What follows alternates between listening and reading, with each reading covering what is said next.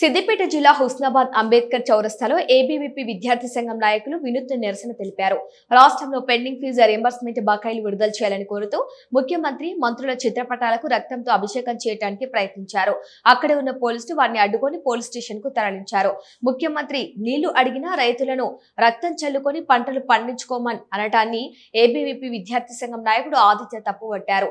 విద్యార్థులమైన తాము కూడా ముఖ్యమంత్రికి రక్తాన్ని సమర్పిస్తామని, తమకు ఫీజు రీయింబర్స్మెంట్ బకాయిలను వెంటనే విడుదల చేయాలని డిమాండ్ చేశారు.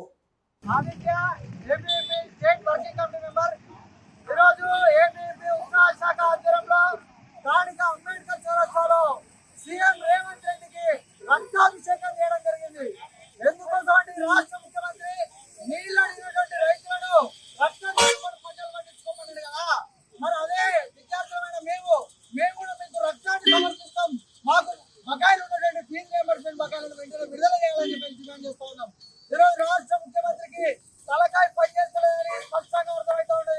నిరుద్యోగులు ఉద్యోగాలు అడిగితే ఎంట్రీ స్థాయిగా అవ్వమంటారు, రైతులు నీళ్ళు అడిగితే రక్తం కలుపుకోమన్నాడు, విద్యార్థులు స్కాలర్షిప్ అడిగితే రోడ్డు పాలైన విడుదల అంటా ఉన్నాడు.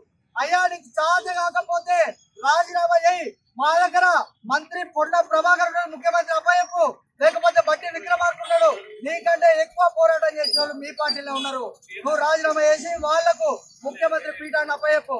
ఇదే విధంగా విద్యార్థులను విస్మరిస్తూ పేదలకు ఉపయోగపడేటువంటి ఫీజు రియంబర్స్మెంట్ బకాయిలను, సంజీవన్ లాంటి స్కాలర్షిప్ బకాయిలను